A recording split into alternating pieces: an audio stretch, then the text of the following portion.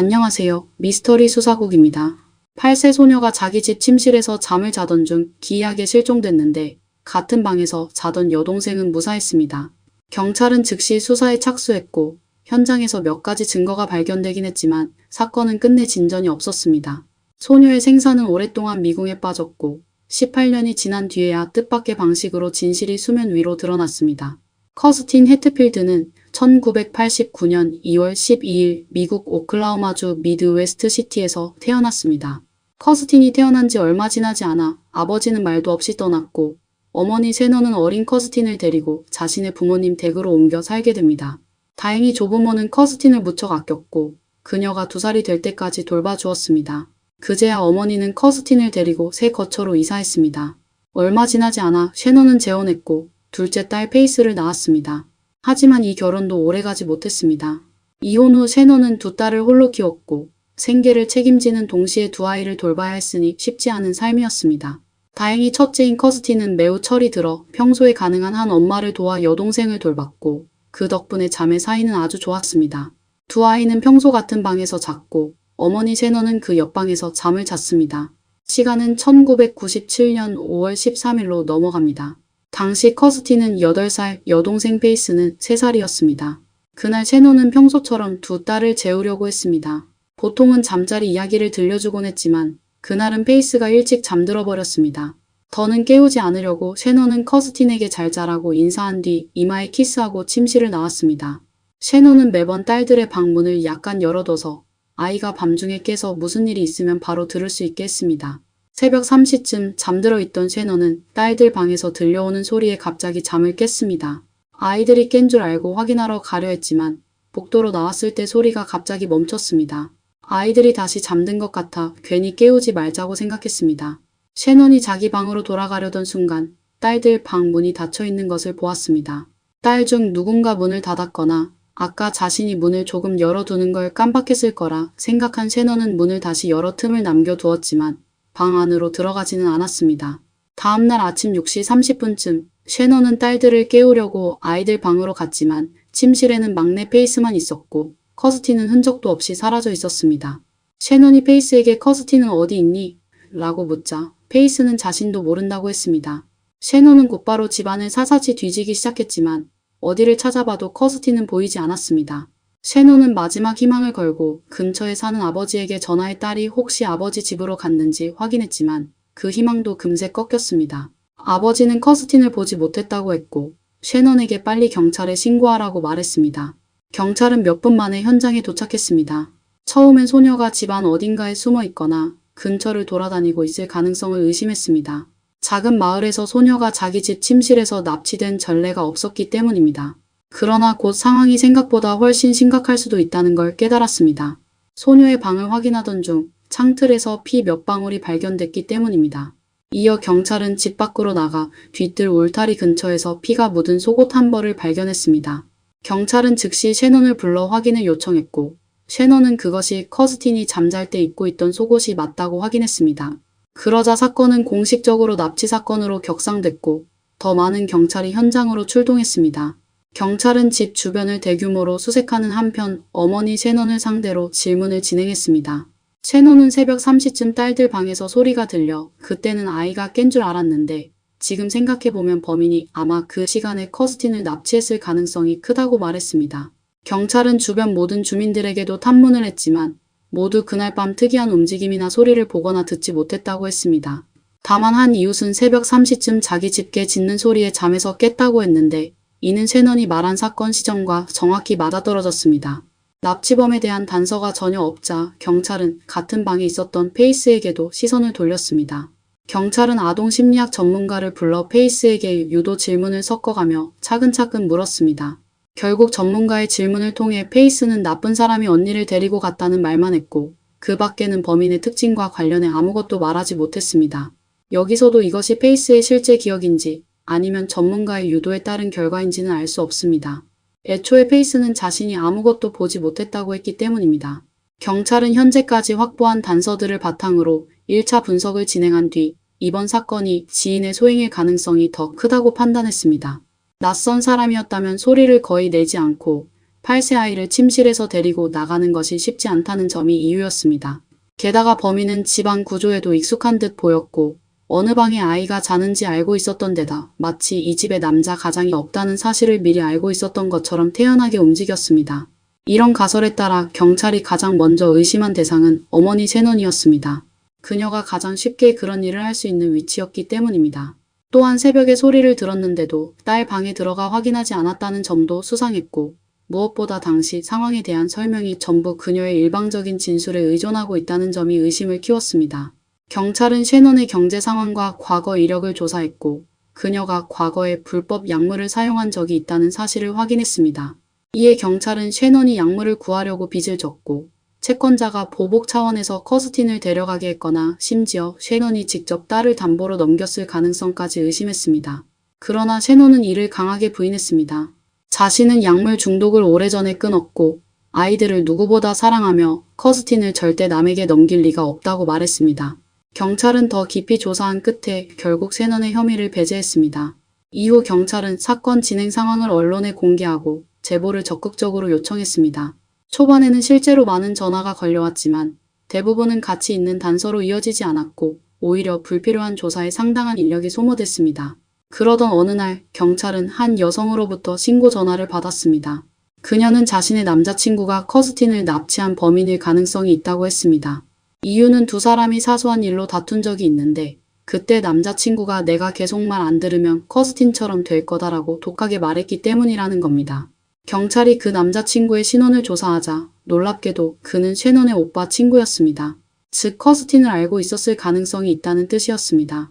더 중요한 점은 셰넌이 살고 있던 집이 오빠의 집이어서 그 남자가 집안 구조를 매우 잘 알고 있었을 가능성이 크다는 것이었습니다. 게다가 그는 약물 중독 문제와 폭력 전과까지 있었습니다. 경찰은 즉시 그를 경찰서로 데려가 조사했습니다.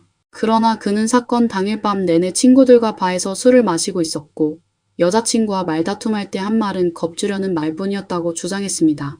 이후 경찰이 확인한 결과 그의 말은 사실이었습니다. 그는 사건 당일 바에서 친구들과 새벽 4시까지 계속 술을 마셨고 범행을 저지를 시간 자체가 없었습니다. 그 뒤로도 경찰은 수백 건의 다른 단서를 추적했지만 모두 성과 없이 끝났습니다. 시간이 흐를수록 커스틴이 살아있을 가능성은 점점 희박해졌지만 셰넌은 여전히 딸을 찾기 위해 최선을 다했습니다. 그녀는 매일 거리에서 전단을 나눠주고 TV 인터뷰에도 응했습니다. 또 지역의 몇몇 업체에 연락해 사무실과 매장 안에 커스틴 전단을 붙일 수 있게 해달라고 요청했지만 많은 곳이 사규 위반을 이유로 거절했고 셰넌은 그 태도가 매우 냉정하다고 느꼈습니다. 셰넌은 또한 작은 조직을 만들어 자원봉사자들을 모집했고 주로 전단 배포와 언론 대응을 맡겼습니다. 하지만 곧 조직 안에서 누군가가 자금을 빼돌리거나 일부가 언론 노출 기회를 이용해 자기 홍보에만 열을 올리는 말하자면 관심을 얻기 위해 이슈를 타려는 모습을 보인다는 사실을 알게 됐습니다.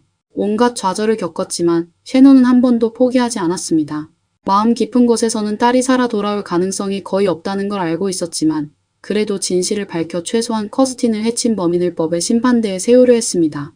이를 위해 셰넌은 누구도 예상하지 못했던 길을 걷기 시작했습니다.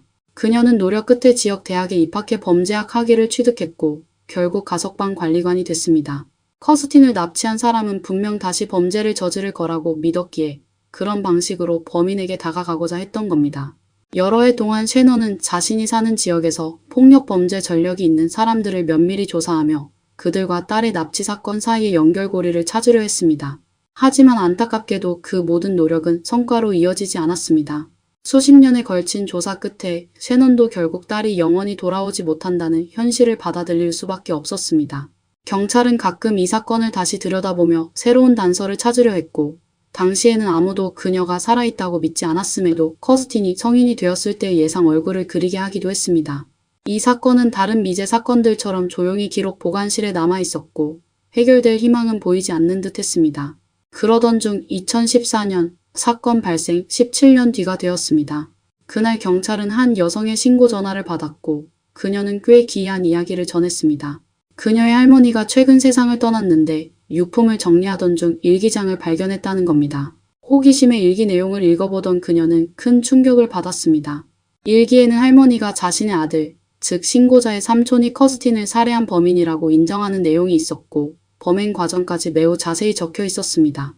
할머니는 일기에서 아들이 커스틴을 침실에서 납치한 뒤 근처 다른 마을에 있는 자기 집으로 데려갔고 그곳에서 커스틴에게 극악한 폭행을 가한 뒤 결국 잔혹하게 해쳤다고 기록했습니다. 내용이 지나치게 구체적이고 끔찍했기 때문에 수사관들은 이것이 사실에 기반한 이야기일 가능성이 크다고 판단했습니다. 게다가 일기에는 커스틴을 해치는 과정이 전부 녹화돼 비디오 테이프에 보관돼 있다는 내용도 있었습니다. 경찰은 즉시 그 할머니의 아들을 경찰서로 데려와 조사했습니다. 경찰도 그가 쉽게 자백하리라고는 생각하지 않았지만 예상 밖으로 그는 전혀 다른 버전의 이야기를 꺼냈습니다. 그는 자신이 커스틴을 해친 진범은 아니라고 주장하면서도 범인이 누군지는 알고 있다고 했습니다. 그의 말에 따르면 커스틴을 해친 사람은 자신의 전 여자친구였고 범행 장소도 전 여자친구의 집이었으며 커스틴의 시신은 집 밖 마당에 묻혀 있다는 것이었습니다. 경찰은 반신반의하면서도 그의 전 여자친구 집으로 가 조사에 나섰습니다. 경찰은 집 전체에 루미놀 시약을 뿌렸습니다. 루미놀은 혈액과 화학 반응을 일으켜 푸른빛이 도는 백색 형광을 내는데 현장을 아무리 깨끗이 청소했거나 오랜 시간이 지난 뒤라도 그 반응을 완전히 없애기는 어렵습니다. 그래서 살인사건 현장을 복원하는 데 중요한 수단으로 쓰입니다. 한 경찰관의 회고에 따르면 그들이 집안에 루미놀을 뿌리고 본 장면은 충격적이었습니다. 그가 한 말 그대로 집 전체가 크리스마스 트리처럼 환하게 빛났고 집안 곳곳에서 혈흔 반응이 나타났다는 겁니다. 더 중요한 것은 혈흔의 분포가 일기장에 적힌 범행 과정과도 일치했다는 점입니다. 전문가들은 일부 혈흔을 채취해 실험실로 보내 분석을 의뢰했습니다. 동시에 경찰은 소녀의 시신을 찾기 위해 집 주변을 파헤치기도 했습니다. 또한 집 안에서는 종이 상자 하나가 발견됐는데 그 안에는 수백 개의 비디오 테이프가 들어 있었습니다. 경찰은 일기에 언급된 커스틴이 피해를 당하는 과정이 담긴 테이프도 그 안에 있을 거라고 믿었습니다. 그래서 오랜 시간에 걸쳐 모든 테이프를 꼼꼼히 확인했지만 결과는 실망스러웠습니다. 어떤 테이프에서도 살해 사건과 관련된 내용은 나오지 않았습니다. 발굴 작업 역시 순조롭지 않았습니다. 경찰이 집 주변을 사사치 뒤졌지만 아무것도 발견하지 못했습니다. 하지만 무엇보다도 경찰을 가장 놀라게 한 것은 실험실 결과였습니다. 분석 결과 법의학자는 집안의 혈흔이 모두 사람의 것이 아니라 동물의 것이라고 확인했습니다. 이는 경찰에게 큰 타격이었습니다. 오랫동안 묻혀있던 사건이 마침내 풀릴 것이라고 기대했는데 현실은 그 기대를 무참히 꺾어버린 셈이었습니다. 그렇다면 일기장 내용은 대체 무엇이었을까요? 이후 사람들은 그 할머니와 아들 모두 정신질환이 있었을 가능성을 추측했습니다. TV에서 커스틴 사건을 보고 그와 관련된 내용을 스스로 지어내며 망상한 것일 수 있다는 겁니다. 이렇게 사건은 다시 교착 상태에 빠졌고 1년 뒤인 2015년 사건 발생 18년 후에 이 사건은 데럴 밀러라는 이름의 수사관에게 이관됐습니다. 그는 이 사건을 매우 중요하게 여기고 이전 수사에서 놓친 단서가 있는지 확인하기 위해 사건을 처음부터 다시 정리하기로 했습니다. 모든 기록과 자료를 꼼꼼히 검토하던 데럴은 이전 수사관들이 아주 결정적인 증거 하나를 놓쳤다는 사실을 알고 놀랐습니다. 다들 기억하겠지만 침실 창틀에서 피 몇 방울이 발견됐고 집 밖에서는 피가 묻은 속옷도 발견됐습니다. 원래라면 이 사건에서 가장 중요한 증거들인데 이상하게도 이전 수사관들은 그 혈흔에 대해 한 번도 검사를 진행하지 않았던 겁니다. 아마 그들은 그 피가 커스틴의 것이라고 생각해 굳이 검사할 필요가 없다고 판단했을 수도 있습니다. 하지만 데럴은 이 실수를 바로잡기로 했고 실험실의 혈흔 재분석을 의뢰했습니다. 그 결과 두 곳의 혈흔은 커스틴의 것이 아니라 동일한 정체불명의 남성에게서 나온 것으로 확인됐습니다. 이 중요한 발견은 마침내 사건에 한 줄기 희망을 가져왔습니다. 데럴은 DNA 정보를 데이터베이스에 등록했지만 일치 결과는 나오지 않았습니다.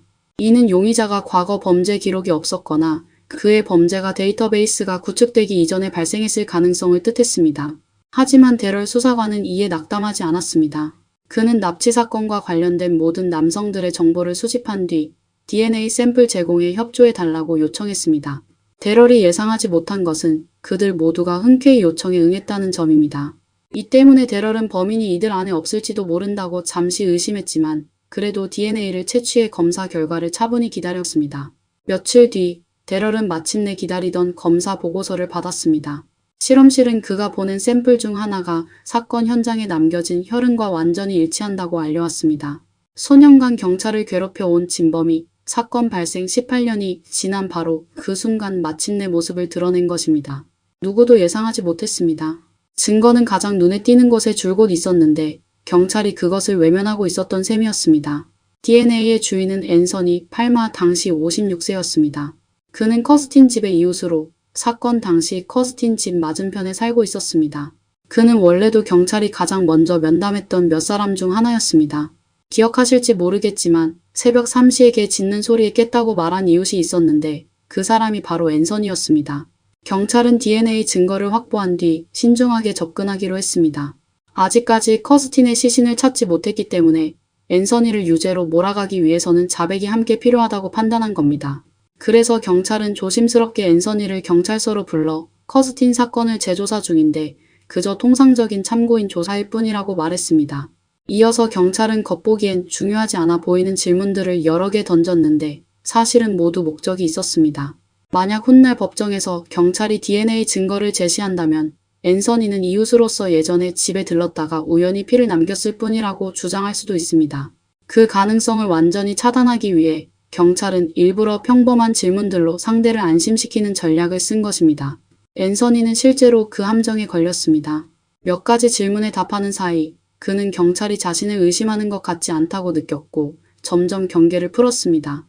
바로 그때 경찰은 아무렇지 않게 과거에 커스틴 집에 가본 적이 있느냐고 물었습니다. 그러자 앤서니는 망설임 없이 없다고 부인했고 그것이 바로 경찰이 원하던 대답이었습니다. 원하는 답을 얻어낸 뒤 경찰은 마침내 본색을 드러냈습니다. 커스틴 집의 창틀과 속옷에서 앤서니의 혈흔이 발견됐다고 말한 겁니다. 하지만 앤서니는 끝까지 자신이 커스틴 집에 간 적이 없다고 주장했고 혈흔이 왜 그곳에 있었는지도 모르겠다고 했습니다. 경찰이 어떻게 추궁하든 그는 사건과 무관하다고만 고집했습니다. 그 뒤 데럴 수사관이 신문실로 들어왔고 그는 커스틴의 사진 한 장을 가져와 앤서니 앞에 놓았습니다. 그러자 앤서니는 사진을 한번 힐끗 보더니 곧바로 멀리 밀쳐버렸고 이후로는 사진을 다시 쳐다보지도 않았습니다. 범죄 심리학에서는 이런 반응을 전형적인 찔림의 신호로 봅니다. 이어 데럴은 그의 말에서 허점을 잡아내기 위해 여러 질문을 던졌지만 앤서니는 매우 완강했고 끝내 사건과의 관련성을 인정하지 않았습니다. 결국 앤서니의 자백을 받아내지는 못했지만 경찰은 그를 정식으로 체포해 구속했고 그의 집을 철저히 수색했습니다. 집 주변도 발굴했지만 소녀의 시신이나 추가 증거는 끝내 나오지 않았습니다. 다만 이는 경찰에게 어느 정도 예상된 일이기도 했습니다. 앤서니가 공원관리국에서 일했기 때문에 업무상 접근이 쉬운 숲의 외딴 곳 어딘가에 시신을 숨겼을 가능성이 크다고 본 겁니다. 만약 그렇다면 그가 직접 말하지 않는 이상 커스틴의 시신은 영원히 발견되지 못할 수도 있습니다. 재판 과정에서 경찰은 앤서니가 이미 1980년대에 소녀의 침실에 침입해 폭행한 전력이 있었고 그 일로 수감된 적도 있다는 사실을 추가로 확인했습니다. 그런데도 이상하게 초기 수사에서는 이런 기록이 전혀 언급되지 않았습니다. 앤서니는 법정에서도 끝까지 커스틴을 해쳤다는 사실을 부인했고 피해자의 시신도 발견되지 않았지만 DNA와 기타 여러 정황 증거를 토대로 배심원단은 만장일치로 앤서니의 납치 및 살해 혐의를 유죄로 판단했습니다. 그는 결국 종신형을 선고받았습니다. 앤서니는 끝내 커스틴의 시신을 숨긴 장소를 밝히지 않았지만 셰넌은 포기하지 않았습니다. 그녀는 정기적으로 앤서니에게 전화했고 직접 교도소를 찾아가 면회도 했습니다. 셰넌은 자신의 진심이 앤서니를 움직여 딸의 시신을 집으로 데려와 제대로 장례를 치를 수 있기를 바랐습니다. 하지만 2019년 초 어느 날 셰넌이 앤서니의 신뢰를 얻었고 곧 매장 장소를 알아낼 수 있을 거라고 느끼던 바로 그때 앤서니는 같은 수감자에게 살해당했습니다. 그 수감자는 아동 대상 범죄를 저지른 앤서니에 대한 강한 증오심을 품고 있었다는 것이 이유였습니다. 앤서니는 죽어도 싸다고 볼 수도 있지만 동시에 이는 셰넌에게 딸을 되찾을 마지막 희망이 사라졌다는 뜻이기도 했습니다. 이제 우리는 언젠가 어느 날 지나가던 여행자나 사냥꾼이 커스틴의 시신을 발견해 주기를 바랄 수밖에 없습니다. 오늘 이야기는 여기까지입니다. 댓글로 여러분의 의견을 남겨주세요. 그럼 다음 영상에서 또 만나요. 안녕하세요. 미스터리 수사국입니다. 누가 믿겠습니까? 잠자리를 함께하는 남편이 아내를 처음 만난 순간부터 어떻게 그녀를 해칠지를 계획하고 있었습니다. 아내는 그를 완벽한 남자로 불쌍한 암 환자라고 믿었지만 사실 그는 건강했고 아내의 보험금을 노리고 있었습니다. 영국의 간호사 시몬은 바로 그런 남자를 만났습니다. 경찰은 그녀에게 그녀의 약혼자 말콤이 그녀를 해치려고 한다고 알려주자 그녀는 경찰의 말을 믿지 않으며 남편이 매일 고통스러운 항암 치료를 받는 불쌍한 암 환자라고 주장했습니다. 시몬은 어떻게 알았겠습니까? 사실 말콤은 시몬을 만나기 전 아내를 해치고 20만 파운드, 하나로 약 3억 5천만 원의 보험금을 챙겼습니다. 그뿐만 아니라 그는 두 번째 아내의 돈 20만 파운드 역시 훔쳤습니다. 그리고 시몬은 본인이 완전히 믿고 있는 약혼자가 이미 그녀의 구명조끼를 망가뜨려 그녀에게 맞춤형 사고를 계획하고 있었다는 사실을 전혀 모르고 있었습니다. 이 이야기는 말콤이라는 남자의 이야기로부터 시작됩니다. 말콤은 1959년 4월 18일 영국 서리주 길포드에서 태어났습니다. 그는 집안의 셋째 아이였습니다. 아버지는 런던 경찰청에서 높은 직책을 맡고 있던 경찰관이었고 어머니 역시 경찰로 일하다가 간호사로 직업을 바꾸었습니다. 한마디로 말콤은 보통의 중산층 가정에서 태어났습니다. 하지만 풍족한 삶이 행복을 보장하는 것은 아니었습니다. 말콤의 부모는 엄격한 훈육만이 아이들을 바르게 키울 수 있다고 믿었습니다. 그들의 집안은 매우 엄격한 규칙을 정해놓았고 과장이 아니라 그들은 아이들을 사랑하는 것보다 통제하는 것에 더 집중했습니다. 특히 말콤의 아버지는 경찰서를 다스리는 강경함을 그대로 집안에도 적용했습니다. 아이들에게 칭찬은 꿈도 꾸어보지 못했고 너 이것도 안 되고 저것도 안 돼 라는 꾸짖음만 쏟아졌습니다. 상상이나 될까요? 그런 환경 속에서 새 아이는 부모와 친해질 기회조차도 받지 못했습니다. 물론 부모는 절대적인 권위를 유지하기 위해 아이들에게 다가가려는 노력은 전혀 하지 않았습니다. 아버지가 말씀하지 않으면 아이들은 감히 말 한마디도 꺼내지 못했습니다. 게다가 말콤의 아버지는 이상한 버릇이 있었습니다. 화장실에 가고 싶으면 집안의 모든 사람들이 집을 비워야만 했습니다. 경찰서에서도 화장실을 가기 위해 모든 경찰들을 내쫓았는지는 알 수 없지만 말콤의 아버지는 절대 밖에 나가서 화장실을 보려 하지 않았습니다. 그는 전형적인 과부장적인 사람이었고 자신의 취향이 다른 사람들에게 불편함을 줄 수 있다는 생각은 전혀 하지 않았죠. 또한 그는 자신의 이상한 버릇이 다른 사람들에게 영향을 미치는지도 신경 쓰지 않았습니다. 고압적인 환경 속에서 가장 힘든 사람은 말콤이었습니다. 두 명의 형제자매와 비교했을 때 말콤은 부모에게 가장 사랑받지 못한 아이였습니다. 같은 행동을 했을 때 두 형제자매는 부모의 인정을 받는 경우가 있었지만 말콤은 꾸짖음이나 무시만 받았습니다. 이러한 성장 과정은 말콤에게 큰 영향을 미쳤습니다. 그는 학교에서도 잘 어울리지 못했고 친구도 별로 없었습니다. 하지만 가족으로부터 받는 사랑의 부족은 그를 남들에게 주목받고 싶어하게 만들었습니다. 그렇다면 말콤은 어떻게 주목을 받았을까요? 말콤이 사람들의 관심을 끌기 위해 선택한 첫 번째 방법은 방화였습니다. 말콤은 7살 때부터 불과 깊은 인연을 맺었습니다. 그는 기회를 포착하여 불을 피우고 불을 질렀습니다. 결국 그는 불의 용이라는 별명까지 얻게 되었습니다. 하지만 시간이 흐르면서 말콤은 방화하는 게 부족하다고 느껴졌는데 아픈 척하는 것이 훨씬 효과적이라는 생각이 들었습니다. 아픈 사람에게 누가 뭐라고 할 수 있을까요? 심지어 착한 사람들을 무료로 벌어먹일 수도 있었습니다. 말콤의 생각은 맞았습니다. 사회에는 착한 사람들이 많았고 사람들은 그가 아프다는 말을 듣기만 하면 동정심을 느끼며 그를 위로했습니다. 말콤은 점점 더 아픈 척하는 것에 중독되었고 병자 연기를 완벽하게 해냈습니다. 집에서는 부모님이 집안일을 시키면 그는 머리가 아파 일어설 수 없는 척했습니다.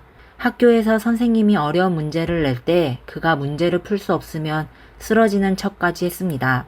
때로는 독서장애가 있다는 척을 하기도 했습니다. 심지어 친구들에게 뇌암에 걸렸다고 말하기도 했습니다. 친구들이 충격을 받고 그를 걱정하는 모습을 보면서 말콤은 속으로 쾌재를 불렀습니다.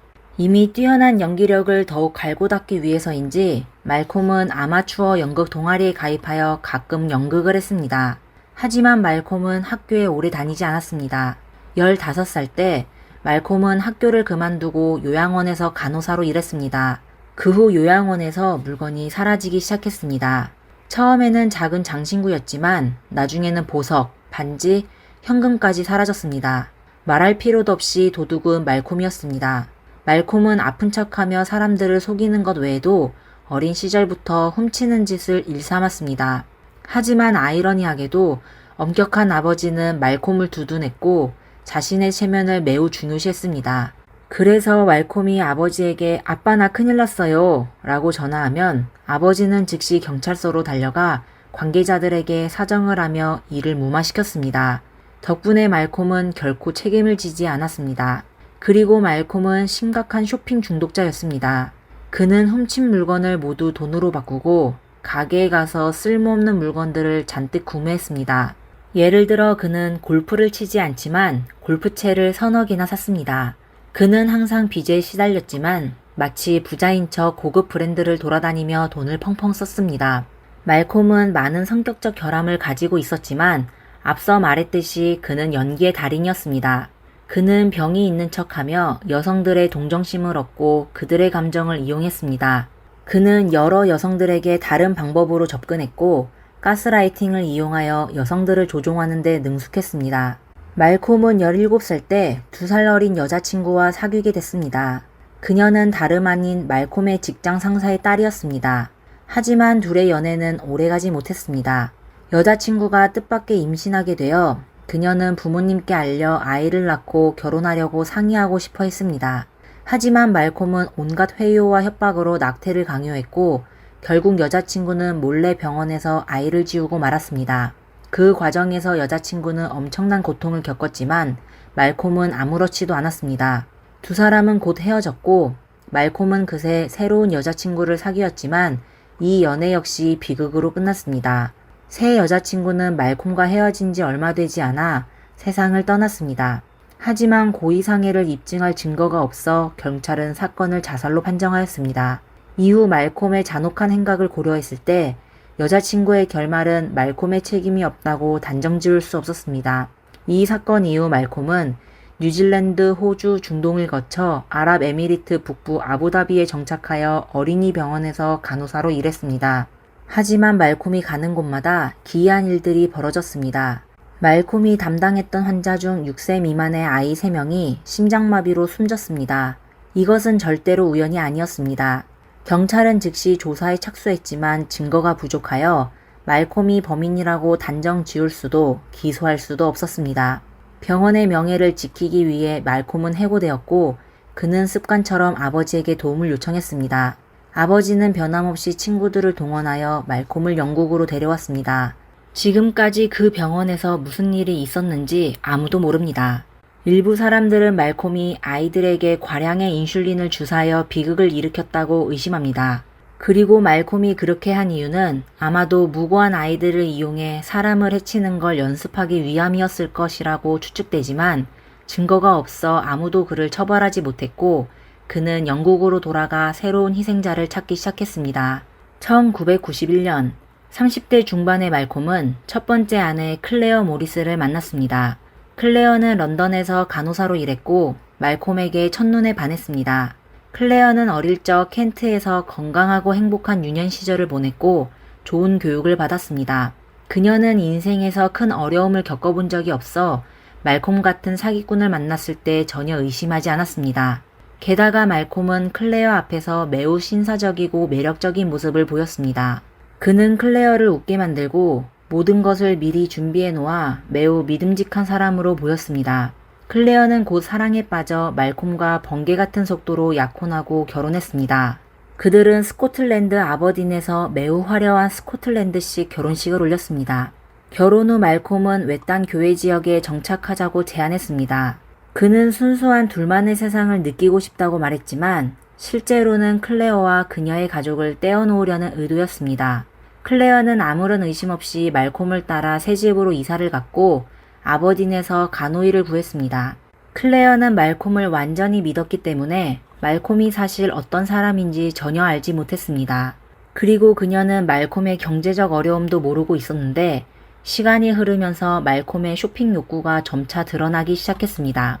클레어는 결국 집세와 생활비가 점점 많이 나가는 것을 알게 되어 그녀는 말콤에게 진지하게 말하며 더 이상 돈을 함부로 쓰지 말고 절약해야 한다고 말했지만 말콤은 바로 클레어에게 매우 비싼 선물을 사주며 큰 소리로 반박했습니다. 왜 나를 탓해? 그냥 너를 행복하게 해주고 싶었을 뿐이야. 선물을 주고 싶었을 뿐인데 내가 선물을 주는 것도 잘못이야? 이렇게 클레어는 죄책감에 시달리게 됐으며 자신에게 문제가 있는 것은 아닌지 의심하기 시작했습니다.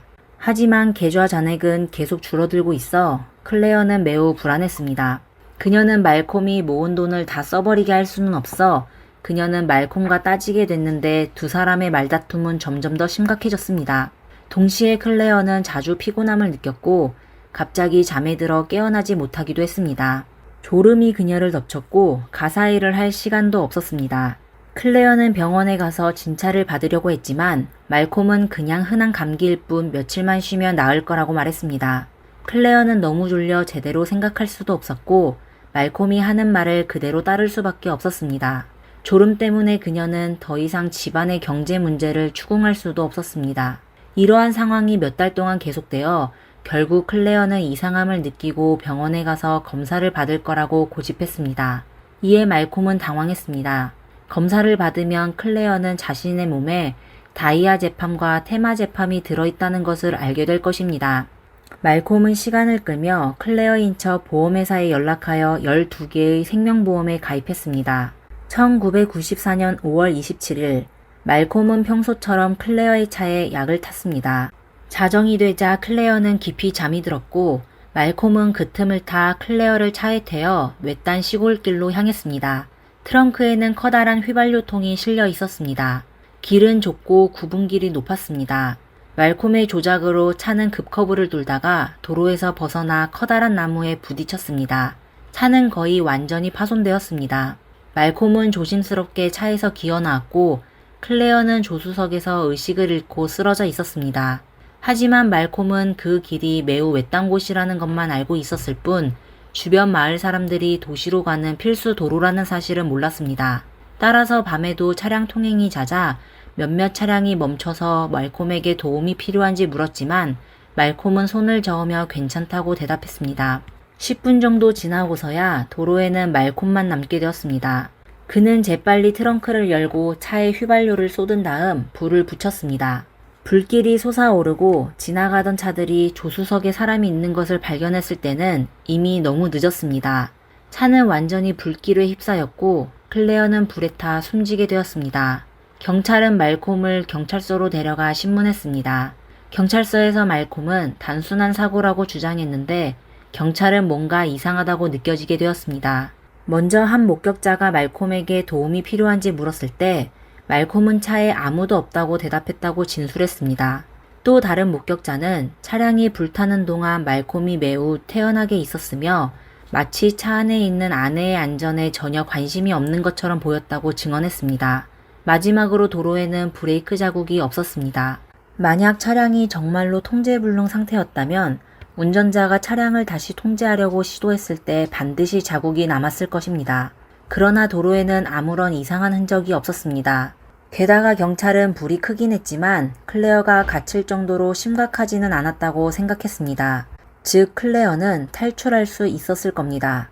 그렇다면 그녀는 왜 탈출하지 않았을까요? 무엇이 그녀를 막았었을까요?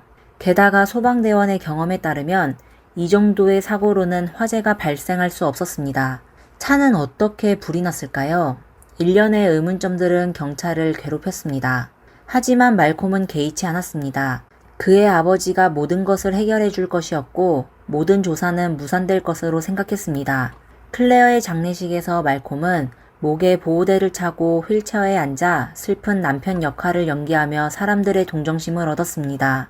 그는 너무나 완벽하게 피해자를 연기하며 아무도 클레어가 살아있었을 때 12개의 생명보험에 가입했던 이유를 묻지 않았습니다.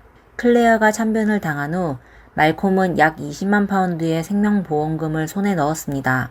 아무도 몰랐지만 그가 보험금으로 가장 먼저 산 것은 요트였습니다. 요트를 사자마자 그의 목과 다리는 마법처럼 하룻밤 사이에 회복되었고 다른 여자들과 사귈 수 있게 되었습니다. 몇 주 후 말콤은 새 레인지로버를 구입하여 다른 여자들을 데리고 고급 호텔에 가거나 요트에서 밤을 보내며 전국을 여행했습니다.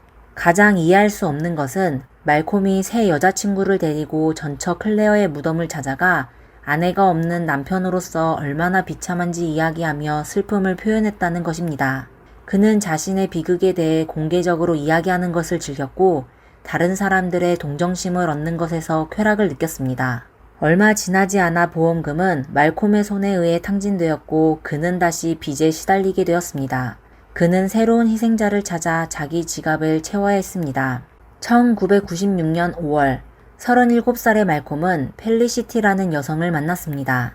펠리시티는 뉴질랜드 출신으로 성공적인 사업을 하고 있었고 수입이 안정적이었습니다. 부유하고 행복한 가정에서 자란 그녀는 말콤의 아내감으로 안성맞춤이었습니다. 말콤은 다시 한번 신사인 척 연기했고 펠리시티는 그에게 반했습니다. 1년도 채 되지 않아 그들은 결혼했습니다. 신혼 첫날 밤부터 말콤은 펠리시티에게 약을 먹였습니다. 그는 시간을 낭비하고 싶지 않았습니다. 펠리시티는 졸음, 기억력 감퇴, 피로 등의 증상을 보이기 시작했습니다. 말콤은 펠리시티가 병원에 가는 것을 막았고 곧 나아질 것이라고 말했습니다. 펠리시티의 건강이 나빠지면 말콤은 그녀를 해치는 계획을 실행할 수 있다고 생각했습니다. 하지만 그들에게 예상치 못한 일이 발생했습니다. 바로 펠리시티가 임신한 것입니다. 펠리시티는 임신하게 되면 말콤이 기뻐할 것으로 생각했습니다. 말콤이 처음으로 아버지가 되는 것이니까요. 하지만 말콤은 매우 화를 내며 우리는 아이를 가질 수 없어. 우리는 감당할 수 없고 준비가 되지 않았어. 라고 단호하게 말했습니다. 물론 여러분은 말콤이 화를 낸 진짜 이유가 그의 계획이 연기되었기 때문이라는 것을 알고 있습니다. 아마 아버지의 사랑이 작용했는지 말콤은 결국 아이를 해치는 짓은 하지 못했습니다. 하지만 그런데도 아내가 임신한 동안에도 말콤은 그녀에게 계속 약을 먹였습니다. 태아에게 해가 될 수 있는지도 모른 채 말입니다. 펠리시티는 정말 운이 좋았습니다. 그녀는 수많은 진정제를 먹고 엄청난 고통을 겪었지만 마침내 건강한 아이를 낳았습니다. 아이가 태어난 후 펠리시티는 뉴질랜드로 돌아가고 싶어 했습니다. 이에 말콤은 매우 기뻐했습니다. 마침 출발 전에 스코틀랜드에 있는 그들의 집에 불이 났습니다. 말콤은 이 사건으로 약 6만 8천 파운드, 하나로 약 1억 2천만 원에 해당하는 보험금을 받았습니다. 말콤은 그 돈을 들고 뉴질랜드에 있는 펠리시티의 부모님을 찾아갔습니다. 그들은 새 집을 찾을 때까지 펠리시티 부모님 집에 머물렀습니다. 그런데 놀랍게도 펠리시티 부모님의 집도 불이 나게 되었습니다. 경찰은 이번의 화재가 펠리시티를 해치려는 의도였을 가능성이 높다고 추측했습니다. 다행히 펠리시티의 아버지는 불이 커지기 전에 깨어나 이웃들과 함께 불을 껐습니다. 펠리시티는 순진하게도 말콤과 공동계좌를 개설하고 매달 각자 돈을 조금씩 모아 집을 사기 위한 기금을 마련하기로 했습니다. 하지만 실제로 말콤은 한 푼도 넣지 않았습니다. 게다가 그는 펠리시티가 계좌에 넣은 돈을 빼내어 탕진했습니다. 만약 집을 사려고 한다면 그의 사기는 들통날 것이어서 말콤에게는 펠리시티를 처리하는 것이 유일한 방법이었습니다. 며칠 후 말콤은 펠리시티를 태우고 고속도로를 달리고 있었습니다. 하지만 말콤이 갑자기 소리를 지르며 핸들이 이상해, 고장난 것 같아 라고 했습니다. 말콤은 핸들을 잡고 급격하게 돌렸고 차는 순간적으로 흔들렸습니다. 위험한 순간 펠리시티는 핸들을 잡고 도로 옆으로 차를 몰았습니다. 그녀는 핸들이 매우 잘 작동되어 아주 의아해했습니다. 말콤은 당황해하며 차가 실제로 고장난 것이 아니어서 어떻게 설명해야 할지 몰랐습니다. 그는 잠시 머뭇거리다가 가슴을 두드리며 심장마비가 온 것처럼 연기하며 가슴이 아파 힘들어 라고 말했습니다. 펠리시티는 말콤을 믿고 곧바로 차를 몰아 병원으로 향했습니다. 검사 결과 말콤은 아무런 이상이 없었습니다. 분노하게 된 말콤은 며칠 동안 고민하다가 새로운 계획을 세웠습니다. 그는 오후 날씨가 좋은데 온 가족이 숲으로 소풍을 가자 라고 말했습니다. 펠리시티는 별다른 의견 없이 흔쾌히 동의했습니다. 펠리시티가 동의한 것은 당연했습니다. 말콤이 계속해서 펠리시티에게 약을 먹였기 때문입니다. 대부분의 경우 펠리시티는 졸려서 제대로 생각할 수조차 없었습니다. 1999년 2월의 어느 날 오후 말콤은 차를 길가에 세우고 아들을 데리고 잠시 산책하러 가자고 말했습니다. 펠리시티는 조수석에 앉아 졸음을 참지 못하고 눈을 감았습니다. 말콤이 차에서 내리기도 전에 펠리시티는 조수석에서 잠들었습니다. 그녀는 말콤이 출발하기 전에 트렁크에 커다란 휘발유통을 실어 놓았다는 사실을 전혀 몰랐습니다. 말콤은 휘발유를 차에 붓고 펠리시티를 해치려고 했는데 그때 마침 펠리시티의 휴대폰이 울렸습니다. 펠리시티의 아버지가 말콤이 펠리시티의 이름으로 많은 보험에 가입했고 펠리시티의 계좌에서 돈을 빼돌렸으며 자신과 아들의 스코틀랜드행 비행기 티켓을 구입했지만 펠리시티에게는 티켓을 구매하지 않았다는 것을 알게 되었습니다. 아버지는 펠리시티에게 사고가 날까봐 걱정되어 전화를 걸었던 겁니다. 펠리시티는 아직 잠에서 완전히 깨지 못한 상태여서 전화벨 소리에 잠에서 깼습니다.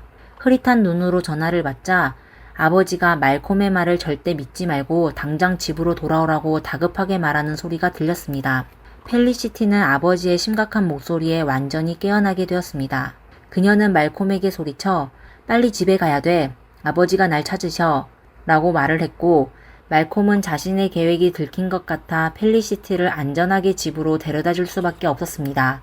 그는 최대한 빠르게 혼자 스코틀랜드로 도망쳤습니다. 펠리시티에게 남긴 마지막 말은 나는 너에게 좋은 삶을 주었고 아들을 주었지. 너는 행복하게 세상을 떠났어야 해. 였습니다. 펠리시티는 그 말의 의미를 깨닫는 순간 온몸에 소름이 돋았습니다.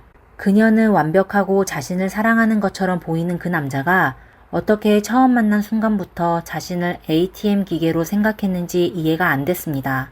당시 펠리시티에게는 두 가지 선택지가 남아 있었습니다. 말콤을 뉴질랜드로 인도하여 재판에 넘기거나 그의 여권을 압수하여 뉴질랜드에 다시 들어오지 못하게 하는 것이었습니다. 사실 펠리시티와 경찰은 모두 말콤을 유죄 판결할 수 있을지 확신하지 못했습니다. 만약 말콤이 무죄 판결을 받으면 펠리시티는 아이의 양육권을 놓고 그와 싸워야 했습니다. 둘 중 선택을 해야 했던 펠리시티는 자신과 아이의 안전을 위해 말콤의 여권을 압수하는 것으로 선택했습니다. 2000년 말콤은 허둥지둥 영국으로 도망쳤습니다. 2년 후 그는 윌리스라는 여성과 사귀게 되었습니다. 이번에도 말콤은 돈을 빌려 갚지 않았고 달콤한 말로 윌리스에게 유언장을 작성하여 재산을 자신에게 물려주도록 속였지만 큰 효과를 보지 못했습니다. 그러던 중 말콤은 더 좋은 ATM 기계를 발견했습니다. 바로 41살의 독립적이고 부유한 여성 시몬이었습니다. 시몬은 스코틀랜드에서 간호사로 일했고 상당한 재산을 가지고 있었습니다.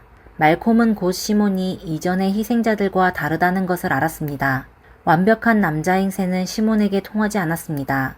그래서 말콤은 병에 걸린 척 연기를 하며 시몬의 동정심을 얻고 그 동정심을 이용하여 그녀를 차지하기로 결심했습니다. 말콤은 즉시 머리카락과 눈썹을 밀어버리고 암에 걸려 항암 치료를 받는 것처럼 연기하며 불쌍한 모습으로 시몬에게 다가갔습니다. 얼마 후 말콤은 시몬에게 결혼을 제안했습니다. 그는 전처와 공식적으로 이혼하지 않았지만 시몬은 그 사실을 모르고 있었습니다. 시몬은 강인하면서도 불쌍해 보이는 말콤을 진심으로 사랑하게 되었습니다. 이후 말콤은 두 번째 아내 펠리시티에게서 훔친 돈으로 시몬에게 6,000파운드, 약 1,056만원짜리 결혼반지를 사주었습니다. 시몬이 사랑에 빠지게 되자 말콤은 시몬을 설득하며 유언장을 변경하게 하여 시몬은 자신의 재산 30만 파운드, 하나로 약 5억 2천만 원을 모두 말콤에게 남기게 되었습니다. 하지만 법은 어떤 범죄자도 용서하지 않습니다. 말콤이 돈을 벌어 부자가 되는 꿈을 꾸는 동안 경찰은 이미 그를 주목하고 있었습니다. 여기에 펠리시티의 도움이 컸습니다. 말콤이 도망친 후 펠리시티는 모든 것을 하나하나 조각 맞추기 시작했습니다. 그녀는 경찰에게 자신의 건강 문제를 신고했고 경찰은 펠리시티의 머리카락을 검사하여 예상대로 그녀가 오랫동안 약을 먹었다는 사실을 알게 되었습니다. 뉴질랜드 경찰은 스코틀랜드 경찰에 연락하려고 했지만 말콤이 약을 먹였다는 충분한 증거가 없어 경고를 보낼 수 없었습니다. 그러던 중 우연히도 펠리시티의 언니가 영국으로 출장가 가정폭력 관련 회의에 참석했습니다. 마침 영국 경찰도 그 자리에 있어 양측이 만나게 되었습니다. 펠리시티의 언니는 말콤의 행동을 자세히 설명하여 경찰은 설득되었습니다. 그때 말콤은 이미 시몬과 함께 배를 타고 여행을 떠날 계획을 하고 있었습니다. 그는 미리 시몬의 구명조끼를 고장냈고 배가 바다 한가운데로 나가면 어떤 식으로든 물에 빠지는 사고를 내려고 했습니다. 경찰은 말콤이 사람을 해치도록 내버려둘 수가 없어 증거가 없었지만 여전히 말콤을 방문하여 우리가 너를 주시하고 있다 라는 뉘앙스를 은연중에 드러냈습니다. 말콤은 겁을 먹게 되어 사람을 해치는 계획을 실행하지 못했습니다. 동시에 영국 경찰은 말콤의 첫 번째 아내 클레어의 사건에 대한 조사를 포기하지 않았습니다. 그들은 증거 보관실에서 작은 간 조직을 발견했습니다. 이것은 1994년 클레어가 부검을 받았을 때 남겨진 것이었습니다. 독성화 검사 결과는 사람들을 놀라게 했습니다. 그 조직에는 진정제 테마제팜이 검출되었습니다. 당시 현장 사진을 함께 분석한 결과 경찰은 모든 의문점을 풀 수 있었습니다. 도로에 브레이크 자국이 없는 이유는 차량이 통제불능 상태가 아니었기 때문입니다. 말콤은 저속으로 의도적으로 나무에 부딪혔고 약을 먹은 클레어는 당연히 일어나 도움을 요청할 수 없었습니다. 게다가 차량 화재는 말콤이 고의로 저지른 것으로 모든 것이 설명되었습니다. 말콤이 바로 클레어를 해친 범인이었습니다. 신중한 검토 끝에 경찰은 간호사 시몬에게 연락하여 수집한 증거를 모두 이야기했습니다. 시몬은 충격을 받았고 무의식적으로 아니 잘못 확인한 걸 겁니다 라고 말했습니다. 시몬은 사실을 믿을 수 없었습니다. 그녀는 말콤과 함께 보냈던 시간을 떠올리며 점차 무언가를 깨닫게 되었습니다. 왜 말콤은 시몬에게 유언장을 바꾸게 했을까요? 그리고 그는 결혼을 약속하면서도 결혼 날짜는 왜 확정하지 않았을까요? 모든 것은 말콤이 시몬을 해치려고 했기 때문이었습니다. 말콤은 처음부터 시몬과 결혼할 생각이 없었습니다. 2009년 2월, 말콤은 첫 번째 아내 클레어를 해친 혐의와 두 번째 아내 펠리시티를 해치려고 한 혐의로 체포되어 기소되었습니다. 재판은 별다른 반전 없이 진행되었습니다. 오만함에 가득 찬 말콤은 수년간 너무나 많은 증거를 남겼고 검찰의 주장을 뒷받침하기에 충분했습니다. 게다가 수많은 목격자 증언이 있었습니다. 검찰은 클레어가 참변을 당한 날 여러 사람들이 지나가며 차 사고를 목격하여 도움이 필요한지 물었지만 말콤은 매번 그들의 도움을 거절했다고 지적했습니다. 그는 자신의 행동에 대해 전혀 후회하지 않았고 죄책감이나 양심의 가책을 느끼지도 못했습니다. 클레어가 숨진 것으로 확인되고 의료진이 말콤을 병원으로 이송하여 치료를 받게 했을 때 그의 맥박과 동공은 정상 수준을 유지했습니다. 이는 정상적인 사람에게는 상상할 수도 없는 일입니다. 진짜 사고를 당했든 사람을 해치는 걸 계획했든 사람들은 긴장하거나 어느 정도의 흥분을 느끼기 마련입니다. 하지만 말콤은 매우 평온했습니다. 그는 전형적인 사이코패스였고 그의 삶은 거짓말로 이루어졌습니다.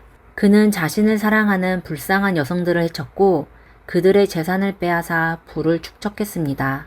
2011년 7월 5일 53세의 말콤은 유죄 판결을 받고 30년 후 가석방을 신청할 수 있는 무기징역형을 선고받았습니다. 오늘의 사건은 여기까지입니다. 영상이 마음에 드셨다면 좋아요와 구독 부탁드립니다. 이상 미스터리 수사국이었습니다. 다음 시간에 만나겠습니다. 감사합니다. 안녕하세요. 미스터리 수사국에 오신 것을 환영합니다. 오늘은 완벽에 가까운 범죄 사건에 대해 이야기하고자 합니다. 한 신혼의 신부가 여행 중 갑작스러운 사고로 세상을 떠났습니다. 사건이 언론에 보도되면서 경찰은 곧 용의자를 특정했고 수많은 단서는 그가 범인임을 증명했지만 안타깝게도 그는 완벽한 알리바이를 가지고 있었습니다. 사건은 곧 교착 상태에 빠졌고 범인이 바로 눈앞에 있는데도 불구하고 어찌할 수가 없어 경찰은 매우 골치 아파했습니다. 범인은 매우 오만하고 자신감에 차 있었으며 본인이 완벽한 범죄를 저질렀다고 생각했습니다. 다행히도 두 명의 중요한 증인이 나타나 사건은 마침내 돌파구를 찾게 됐습니다. 재판에서 판사는 범인이 오랜 시간을 걸쳐 범행을 준비하고 연구하여 독특한 수법으로 범행을 실행했다고 하였습니다. 이 사건은 한때 일본에서 가장 흥미진진한 사건이 되었는데 1986년 도대체 무슨 일이 일어났고 범인은 어떤 수단을 사용했을까요? 1986년으로 시간을 되돌려 사건을 다시 한번 살펴보겠습니다. 1986년 5월 19일 결혼한 지 3개월 된 신혼부부가 비행기를 타고 오키나와 나하 공항에 도착했습니다. 그들은 오키나와현 이시가키 섬으로 신혼여행을 가기로 계획했습니다. 신혼여행은 매우 사적인 여행인데 남편 카미야 치카라는 신혼 아내의 친구 3명을 함께 초대하며 사람이 많으면 더 즐겁고 신나게 놀 수 있다고 했습니다. 아내 리사코는 남편의 제안을 동의하여 3명의 친구들과 나하공항에서 만나기로 했습니다. 우선 남편 카미야 치카라에 대해 알아봅시다. 치카라는 1939년 일본 센다이시에서 태어났습니다. 아버지는 당시 일본 동북대학교 교수였고 수입이 매우 좋았습니다. 어머니는 가정주부였으며 위로 형이 한 명 있었습니다. 치카라 가족은 매우 행복하게 살고 있었는데 그가 초등학교 3학년 때 그의 가족은 큰 타격을 받게 되었습니다. 아버지는 몰래 정당 활동에 참여했다는 이유로 체포되어 감옥에 갇혔습니다. 어머니는 3명의 가족을 부양하기 위해 어쩔 수 없이 일을 해야 했습니다. 직장에서 돈을 벌어 두 아이를 돌봐야 했기 때문에 고생을 말할 것도 없었습니다. 그러다 얼마 지나지 않아 그녀는 다른 남자를 만나기 시작했습니다. 얼마 지나지 않아 뜻밖에도 아버지가 석방되었고 상황은 난감해졌습니다. 결국 어머니는 집을 떠나 불륜남을 선택했죠. 하지만 불륜남도 좋은 사람은 아니었고 얼마 안 돼 그녀를 떠났습니다. 갈 곳 없는 어머니는 슬픔에 잠겨 수면제를 과다 복용하여 스스로 목숨을 포기했습니다. 당시 겨우 초등학교 5학년이었던 치카라는 어머니를 잃은 후 매우 고통스러워했습니다. 어린 나이에 집안일을 해야 했고 또 아르바이트를 해야 했습니다. 1961년 고등학교를 졸업한 치카라는 진학을 포기하고 도쿄로 가 오디오 가게에서 일하며 더 나은 삶을 꿈꿨습니다. 그 후 그는 끊임없이 일을 바꾸며 마침내 지배인 자리까지 오르게 되었습니다. 그 사이에 그는 2번의 결혼을 했었죠. 중요한 점이니 이를 기억해 주세요. 어느덧 시간이 흘러 1985년 말 치카라는 자신의 회계사무소를 운영하기 시작했으며 매일 정장을 차려입고 다녀 사람들의 눈에 성공한 사업가로 남게 됐습니다. 그때 그는 마침 클럽에서 일하던 리사코를 만나게 됐습니다. 리사코에게 첫눈에 반했는지 아니면 다른 이유가 있었는지 치카라는 6일 만에 프로포즈를 했습니다. 리사코는 치카라의 끈기와 열정에 감동하여 곧 결혼을 동의했습니다. 1986년 2월 두 사람은 순조롭고도 아주 빠르게 결혼을 진행했습니다. 결혼 3개월 후 그들은 오키나와로 신혼여행을 가기로 결정했습니다. 그렇게 극은 시작되었습니다. 다음날 5월 20일 치카라 부부와 3명의 친구가 나하공항에서 만나 함께 이시가키 섬으로 향했습니다. 지금까지 모든 것은 순조로웠습니다. 시간이 흘러 오전 11시 때 리사코는 영양제 캡슐을 몇 개 먹었습니다. 약 30분 후인 11시 40분에 치카라는 갑자기 불안해지기 시작하더니 아내에게 매우 중요한 일이 생각났다며 지금 당장 집으로 가서 처리해야 한다고 말했습니다. 그는 중요한 일이 무엇인지를 설명하지 않았지만 아내는 남편이 초조해하는 모습을 보고 그가 먼저 집으로 가는 것을 허락했습니다. 치카라는 걱정 마 여보, 일 처리를 마치고 가장 빠른 비행기로 돌아올게 라고 말했습니다. 그렇게 함께 여행을 떠나려던 두 사람은 떨어지게 됐습니다. 리사코는 이 헤어짐이 두 사람의 영원한 작별이 될 것이라고는 상상도 못했습니다. 치카라는 곧 비행기 티켓을 구매하여 혼자 오사카 집으로 돌아갔습니다. 리사코는 결국 3명의 친구와 함께 비행기를 타고 이시가키 섬으로 향했죠. 12시 53분 비행기는 무사히 목적지에 착륙했습니다. 리사코와 친구들은 택시를 타고 예약한 호텔로 향했는데 이때 돌발 사고가 발생했습니다.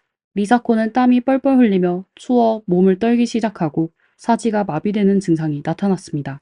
친구들은 리사코가 피곤하거나 감기에 걸린 것으로 생각하여 호텔에서 푹 쉬면 나아질 것이라 생각했지만 호텔에 도착하자 리사코의 증상은 더욱 심해졌습니다.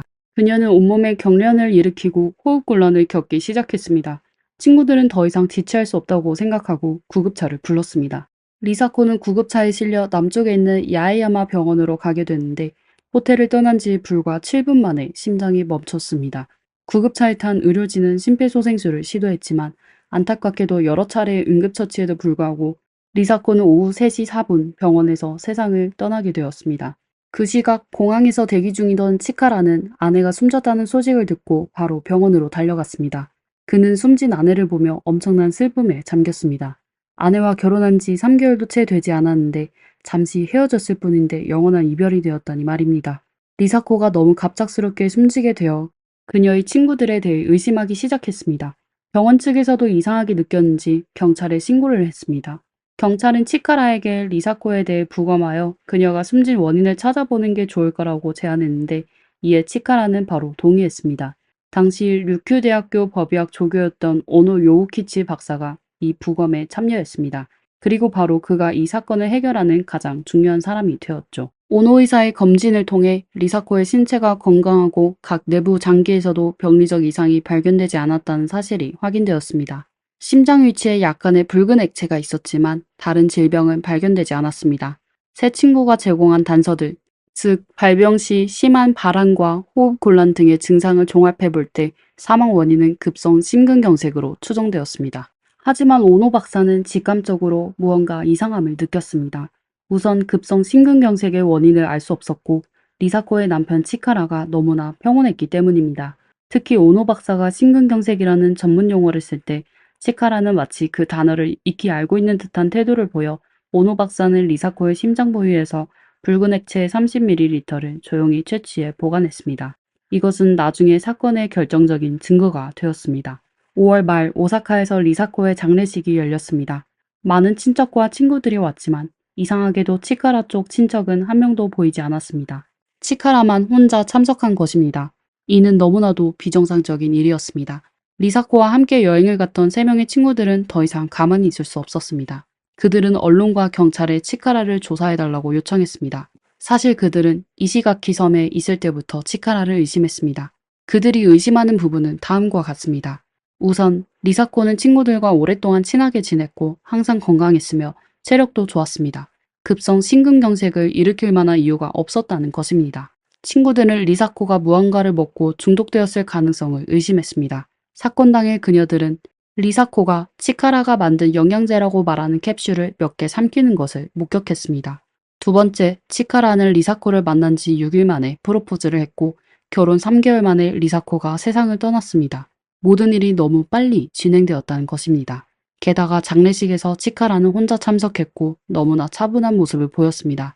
새 친구들의 주장이 언론에 알려지자 경찰은 치카라에 대해 조사를 시작했습니다. 조사를 진행할수록 더 많은 의심스러운 점들이 드러났습니다. 첫째, 치카라는 경제적으로 문제가 있었습니다.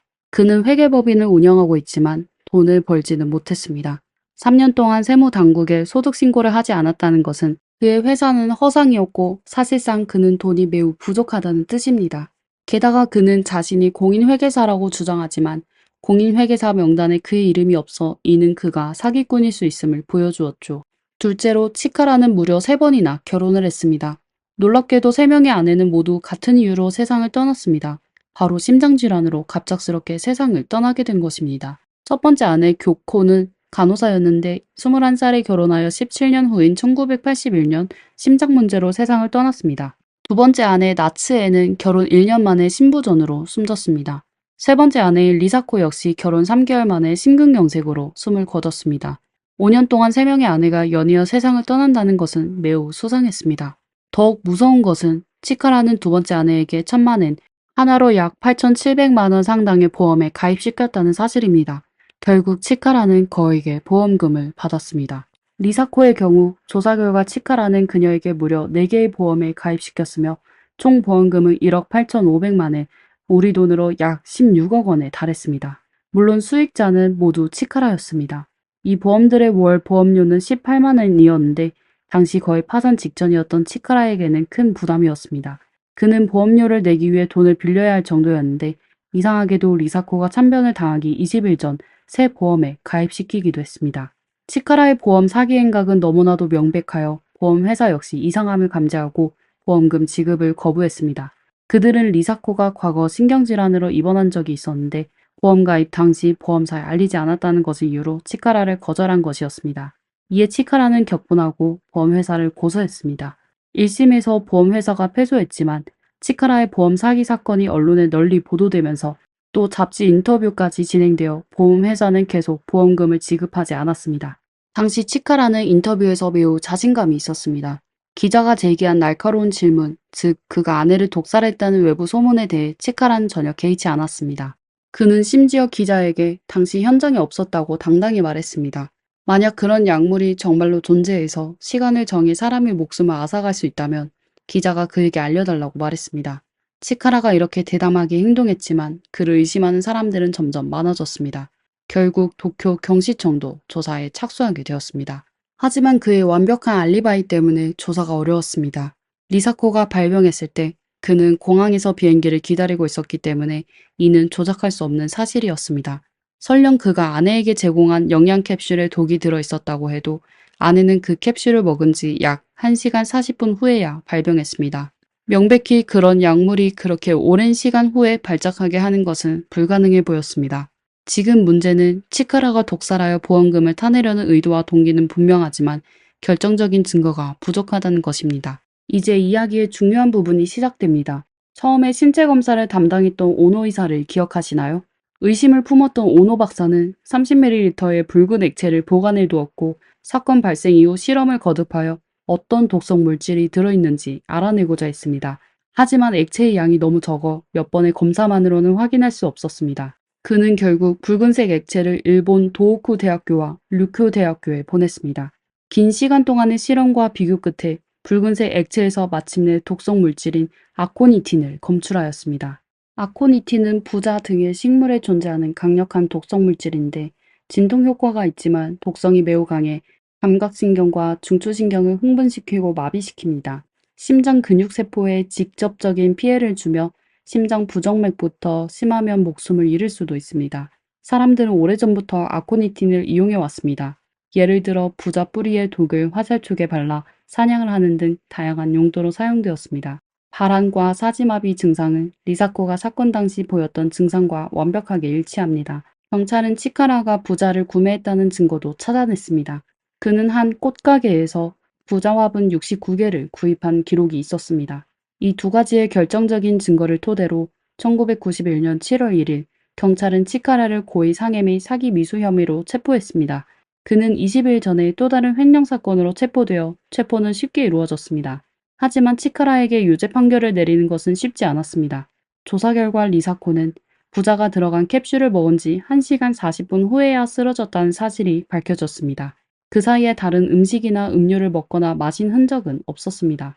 하지만 문제는 아코니틴이 매우 빠르게 독성을 나타내는 물질이라는 점이었습니다. 특히 치사량의 경우 섭취 후 10분 이내에 바로 발병합니다. 캡슐의 효과를 고려하더라도 캡슐이 작아 최대 3겹에서 5겹으로만 포장될 수 없어 치카라의 완벽한 알리바이는 말 그대로 정말 완벽했습니다. 이렇게 되면 검찰은 치카라를 유죄 판결 내릴 수가 없게 되죠. 치카라는 체포 이후에도 전혀 불안해하지 않고 식욕도 좋았습니다. 그는 범죄를 완강히 부인하며 부자를 구입한 것은 관상용이지 독살 목적으로 구입한 것이 아니라고 주장했습니다. 그리고 아내에게 고액의 보험을 가입시킨 것은 두 아내가 모두 예기치 못한 사고로 세상을 떠나 큰 충격을 받았기 때문이라며 과거의 실수를 반복하고 싶지 않았을 뿐이라고 강하게 혐의를 부인했습니다. 그는 심지어 경찰에게 다음과 같은 말을 했습니다. で何を言われようともどう報道されようともやってない人間の強みっていうのは本当に一番強いと思ってますから何も気にしておりません。これだけね広まったのに5人逮捕したら大変な問題でしょ。私だってもうやってないことを証明できませんからどうぞ証明してくださいというつもりでおります。 오만한 치카라를 마주한 검찰은 막막했습니다. 그들은 독극물의 발작 시간을 설명할 방법이 없어 사건 조사는 교착 상태에 빠졌습니다. 검찰이 속수무책할 때 중요한 인물이 등장했습니다. 근처에서 고기를 잡던 어부는 어느 날 휴식을 취하는 중 치카라의 사건 보도를 보게 되었는데 뉴스에 나온 치카라가 본인의 특별한 고객인 걸 알아차렸습니다. 그럼 왜 특별하다고 했을까요? 치카라는 그 어부에게서 한 종류의 물고기, 보거만을 사갔습니다. 보거는 귀엽게 생겼고 살이 부드러워 맛있지만 간과 피부 등에 치명적인 독이 들어있어 전문적인 처리와 조리 과정을 거쳐야만 식탁에 오를 수 있습니다. 치카라는 2년 동안 어부에게서 최소 1200마리의 보거를 사갔습니다. 어부는 이 정보가 사건 해결에 도움이 될지 안 될지 모르지만 무조건 경찰에 알려야 한다고 생각했습니다. 초조했던 형사들은 어부의 정보를 듣고 기뻐했습니다. 이것이 사건의 돌파구가 될 수 있을 가능성이 보였던 것이죠. 경찰은 오노 의사에게 보관된 붉은 액체를 다시 검사해달라고 요청했습니다. 그 결과 아코니틴 외에도 보거독이 검출되었습니다. 물론 이것만으로는 치카라의 알리바이를 뒤집을 수는 없었습니다. 오노 박사는 그 1시간 40분의 비밀이 이 두 가지 독에 있지 않을까라는 생각이 들었습니다. 독으로 독을 이긴다는 말처럼 두 가지 독이 서로 화학 반응을 일으켜 발작 시간을 지연시킨 것일까요? 그 후 수사관들은 방대한 자료를 조사하고 다양한 양의 두 독을 사용하여 반복적인 실험을 하기 시작했습니다. 마침내 그들은 그 비밀을 밝히게 됐습니다. 보거 독이 아코니틴과 먼저 반응하여 발작 시간을 지연시키는 것입니다. 지연되는 시간은 독의 양에 따라 달랐는데 1시간 40분 지연은 충분히 가능했습니다. 이 실험 결과는 치카라의 완벽한 알리바이를 산산이 조각내었고 그는 더 이상 법의 심판을 피할 수 없게 되었습니다. 하지만 이해할 수 없는 점이 있는데 고등학교까지 다닌 치카라는 의학 지식이 전혀 없었는데 어떻게 이 두 가지 독을 이용하여 사람을 해쳐 돈을 벌 생각을 했을까요? 그리고 어떻게 독의 양을 정확하게 계산했을까요? 결국 경찰은 그가 임대한 아파트에서 답을 찾았습니다. 그곳에는 다량의 화학 실험 장비가 있었습니다. 집주인 또한 치카라가 물을 엄청 많이 사용했으며 많은 쥐를 키웠다고 증언했습니다. 치카라는 1981년부터 부자를 구매하기 시작했고 그 후 꾸준히 보거를 구매했습니다. 아마도 그는 그곳에서 쥐를 이용하여 오랜 시간 동안 실험을 해온 것이었습니다. 그의 두 번째 아내도 그가 죽인 것으로 추정되는데 그는 보험회사로부터 거액의 보험금을 받은 후 달콤한 맛을 본 뒤 리사코를 목표로 삼았던 것입니다. 다시 얘기하자면 결혼은 보험금 사기가 목적이었습니다. 그래서 치카라는 리사코를 만난 지 6일 만에 프로포즈한 것입니다. 그리고 본인의 알리바이를 만들기 위해 여행 중에 아내의 새 친구를 초대하고 자신은 자리를 비웠습니다. 만약 당시 경찰이 피해자의 부검을 요구하지 않았다면, 만약 오노 박사가 30ml의 붉은 액체를 보관하지 않았다면 이 사건은 아마 영원히 묻혔을 것입니다. 누군가가 치카라를 의심하더라도 그를 어떻게 할 수 없어 완전 범죄만이 남았을 것이죠. 1994년 치카라에 대한 재판이 시작되었습니다. 검찰은 치카라의 범행 동기부터 수법, 증인과 증거까지 철저하게 정리하였습니다. 하지만 그렇게 확실한 증거 앞에서도 치카라는 법정에서 죄를 부인했습니다. 그는 본인이 부자를 구매한 것은 단지 관상용이었고 보거를 산 것은 보거 요리를 연구하여 식품 회사를 차리려고 했을 뿐이라며 아내를 독살할 생각은 전혀 없었다고 했습니다. 하지만 판사도 바보가 아니었습니다. 검찰의 자세한 설명을 듣고 난 판사는 치카라가 오랜 기간 동안 계획하고 연구하여 독특한 사람을 해치는 방법을 만들어 실행했다고 판단했습니다. 그는 극악무도한 범죄를 저질렀고 법에 따라 무기징역을 선고받았습니다. 판결이 선고되자 치카라는 억울하다고 소리치며 죄를 부인하고 항소했습니다. 도쿄 고등법원은 곧 원심을 유지하는 판결을 내렸습니다. 그는 또 대법원에 항소했지만 결과는 같았습니다. 이미 최종 판결이 내려졌지만 치카라는 여전히 감옥에서 계속 무죄를 주장했습니다. 그는 그 후로도 용의자 부자 상해 사건과 무기징역 부자 상해 사건의 진실이라는 두 권의 책을 썼습니다. 책에서 그는 자신이 무죄라는 주장을 펼쳤지만 아무도 그를 상대해주지 않습니다. 2012년 11월 73세의 치카라는 감옥에서 질병으로 세상을 떠났습니다. 이 사건은 당시 일본에 큰 충격을 남겼습니다. 범죄자가 사건에서 거의 빠져나갈 수 있었기 때문이었죠. 만약 오노 박사가 의심하고 추적하여 증거를 보관하지 않았다면, 만일 어부가 뉴스를 보고 중요한 정보를 제공하지 않았다면 이 사건은 정말 완전 범죄가 되었을 것입니다. 오늘 이야기는 여기까지입니다. 미스터리 수사국이었습니다. 다음 시간에 뵙겠습니다.